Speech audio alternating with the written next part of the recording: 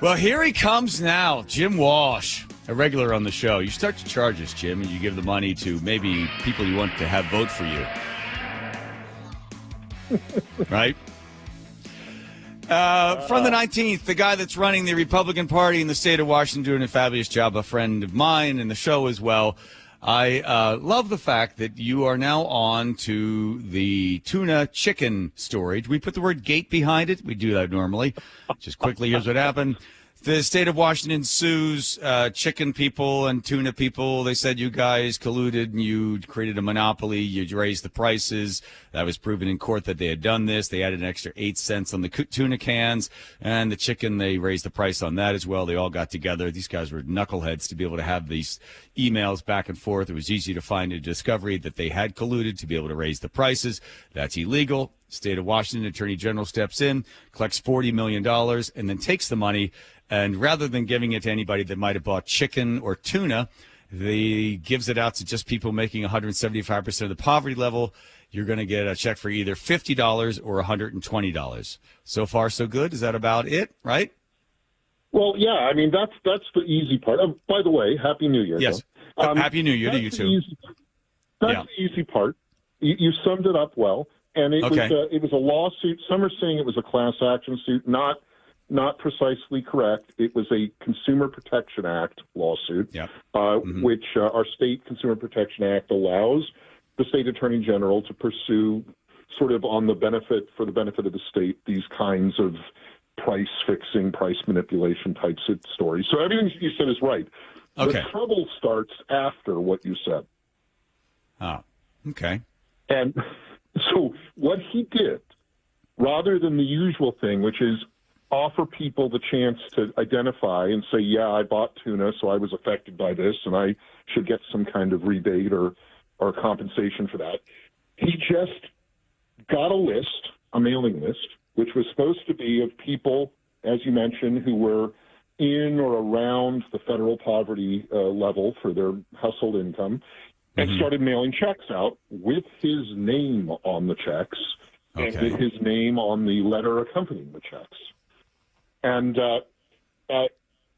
even that is allowed. I mean, there's nothing wrong with doing that, except the list was a disaster. The list was a mess. It was not people of humble means who could use the $50 or $120. It was a mishmash of all kinds of people, including some very wealthy people. And more importantly, it completely bollocksed up many people's names, like grafting my first name onto your last name or things like that. And most troubling, quite a few dead people on the list. And not like somebody who died a few months ago, like people who died 30 or 40 years ago on this list that he was sending checks to. And this has really become a kind of a black eye for the state attorney general, because it also raises people's hackles about what other lists do we have in this state with people who've been dead 30 or 40 years on them. Oh, possibly our lists of registered voters. And this is not an issue I think the state attorney general intended to put into the news, but here he is, and this is what he's done. So and now he's throwing his vendor under the bus. It turns out he used the credit company Experian and paid them for this mailing list, and the mailing list is just a mess. But then that raises the question, John, what's he doing paying Experian for a list of Washington residents when the state government has that information? So it's a whole train wreck right now. Well, so here is the Attorney General Bob Ferguson responding to the complaints regarding, I guess, name on the check. I get that people are complaining now because, hey, I'm running for another office.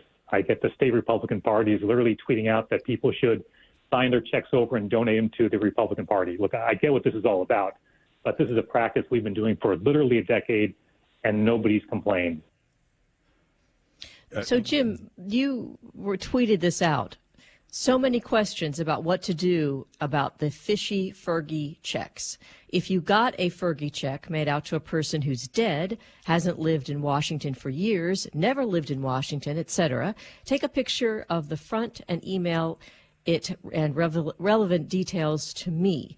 What are you doing with these people's information? Yeah, Jim Walsh.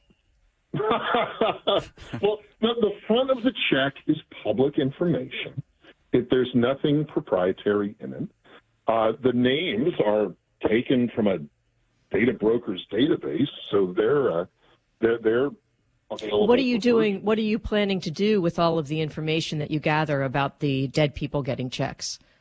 We're going to cross-tab them with registered voters, and we're going to see how many of these dead people are registered to vote and see if there's any overlap between those two different but troublingly similar sets of data. The Attorney General says this is I didn't just politics. complain when Donald Trump put his name on the stimulus checks. Government works for them. It's putting money back in their pockets. And I understand why some people are complaining, but that's politics. That's politics. And finally, regarding the fact that the system's a little We've screwy. mailed 400,000 checks. You know, obviously on a data set that large, the system's not going to be perfect. Here's my question to the Attorney General's office. I think Joe called and asked. The court says you must remit $40 million going to the state of Washington.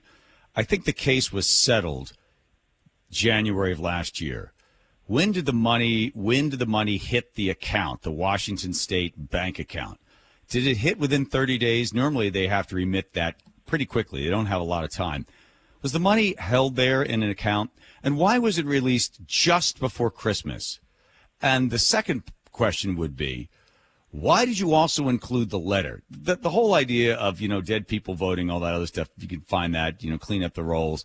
But why the letter? The letter basically saying, I, Bob Ferguson, your Attorney General, is working hard for you. Here's $50 or $120. This is me fighting hard for you, doing whatever I can because I'm that kind of guy and I care about you. And there you go. Here's some money. The letter itself, to me, reeks of a campaign solicitation.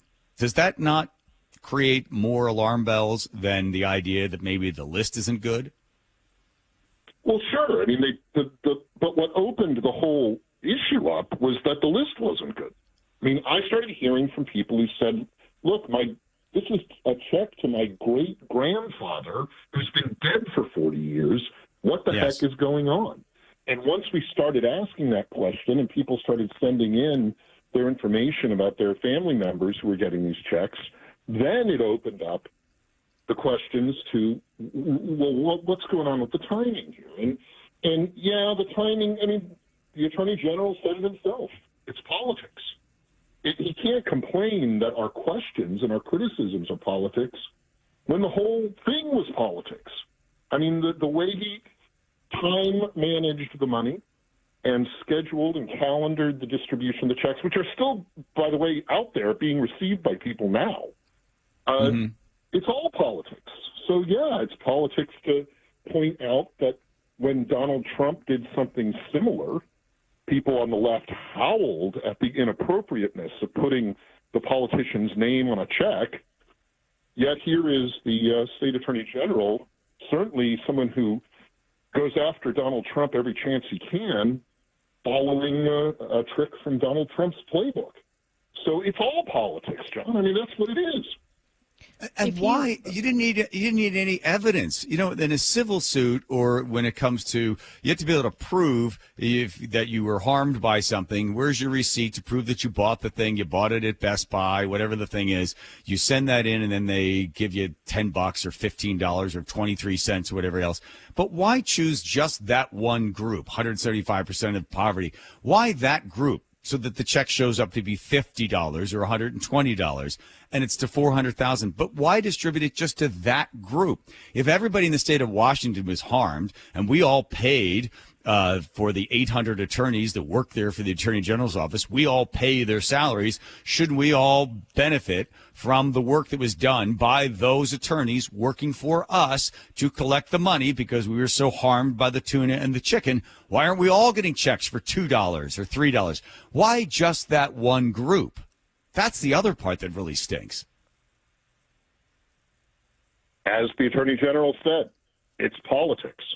It was an attempt, I believe, to sway people. And look, it's politics, but I think it's right to call out this kind of bungled project and demand a little accountability. I mean, I'm not keen on the fact that the state attorney general is throwing his vendor under the bus. I mean, it's not, he literally says it's not our list. Yeah, Bob Ferguson, when you buy the list from a list broker, it's your list. Yeah. And let's make the buck stop with the state attorney general and not let him just say it's all politics. It's not all politics. This was a bungled project. But he did point out that in a massive mailing, like 400,000 people, there will be glitches in the system, no matter what you're doing, what you're trying to distribute. Approximately, how many of these people have you heard from? Is it 10? Is it 20? Is it 30? How many checks from dead people have you accounted for this up to this point? Oh, more than that, a couple of hundred. I would say at this point the number is probably north of 200 people who've reached out with checks and with stories, about how the person receiving the check, whose name is on the check, is deceased. And like I say, quite a few of them, it's not a few months ago deceased. It's 4 years, 8 years, a couple or decades, 30 or 40 years. So the list is not clean. Well, that's says Joe just wrote, we have 2 listeners that got checks with dead relatives 20 plus years they've been gone. Well, those are checks they'll never have to cash. Here's when you fill out the form. Have you been a member of a household, received a refund check from? No. Do you currently reside in Washington? Yes. How many people are currently living in your household? They tell you that. And then you give your name, your email, your address. That's it. And then down the bottom, I declare under penalty of perjury under the law, and I'm giving all the proper information. They don't ask for your Social Security number. They have no way of tracking, and they probably are not going to audit as to whether or not you are legitimately saying the amount of money you make is how much money you make. And they'll send you a check because they're not going to follow up on the thing. I'm just assuming they don't have any way of checking on the checks because they don't have a Social Security number to back it against. And they're just going to send you the check. To me, again, Jim, I think the bigger problem is the letter that went with it. Just send the check. You don't need to put all the rest of the stuff in. I'm on his mailing list. I get every time he's about to do something. Oh, I just sued Donald Trump. Send me $10. I just did this. Send me $15. He always sends the letter. You get the email. I'm fighting hard for you. I just won this case. Isn't that great? Aren't I a great guy? By the way, if you'd like me to continue to do this great work, send me $10 or $5. The biggest thing, I think, is that if they get them on this thing, if they can find out that that's solicitation, that's illegal, then what is the fine is like 5 times the amount that you sent or something like that? It would be huge. It would just absolutely bankrupt the guy. Yeah, and the Executive Ethics Board has already said they think that this does not rise to the level of an ethics action by the board. And their response basically says, unless he literally asks you to give him money or give him a vote, it's not electioneering. But that just proves that the Executive Ethics Board in the state is kind of a toothless hound. They don't really take a very high standard or use a very high standard for ethical behavior. We're going to have to probably push this issue beyond the Executive Ethics Board. They've struck out now twice in a row with things that the Secretary of State of the state has done, and now the State Attorney General. The Executive Ethics Board is not going to get to the bottom of this. So we may have to do something else to make this issue really, really hold accountable these elected officials and these behaviors. But ultimately, it's the court of public opinion that's going to decide this stuff. Again, he's right. It's all politics. And I want your listeners and just everybody in the state to consider this stuff when they go to vote in November of this year, and at the end of the year. I mean, this is cynical and incompetent. And do we need more of that in this state? I think we need less cynicism, and we need more just competence in how programs are run. The congratulations go to you, Brian Hayward, on the work done with the initiative process. I think 5 of them have all been turned in for people, and it's all being described in the media as all six. Yeah. It's evil conservatives are trying to thwart the good work done by the hardworking Democrats in Olympia. Yeah, the MAGA extremists. If you're anything to the right of Kashama Sawant, you're a MAGA extremist, right? No, the 6 initiatives are qualified, or they're in the process of qualifying. We handed the signatures in. And we are very optimistic about how those 6 reforms are going to shape not just the upcoming legislative session, but the whole political season in 2024 here in Washington. I mean, you guys go back. You guys go back in. You go back in next week. What, are the Democrats scared with the fact that these initiatives went in and you got all those signatures? Yeah, they're trying to figure out what to do. They don't know should they ignore them? Should they acknowledge them? Should they try to, amend them? What should they do? And they're in a position that they're not used to being in, where they have to react.